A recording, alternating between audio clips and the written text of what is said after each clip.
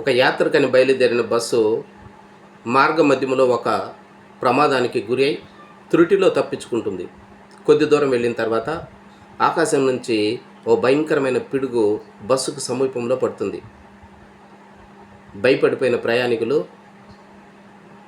హైరాణ పడుతుంటే ఒక అతను లేచి, మనలో ఎవరో పాపం చేసిన వ్యక్తి ఉన్నాడు, అతని వల్ల ఈ ప్రమాదాలన్నీ జరుగుతున్నాయని అందరితో మాట్లాడి, మనమంతా అక్కడ దూరంగా ఉన్న ఒక చెట్టుని ఒక్కొక్కరే వెళ్ళి తాకి రావాలి, ఎవరైతే పాపం చేసిన వ్యక్తి ఉన్నాడో అతను ఆ చెట్టును తాకిన వెంటనే పెద్ద పిడుగు ఆ చెట్టు మీద పడుతుంది అని చెప్తాడు. ఒక్కొక్కరే వెళ్ళి ఆ చెట్టుని తాకి వస్తారు. చివరిగా ఒక అతను మిగులుతాడు.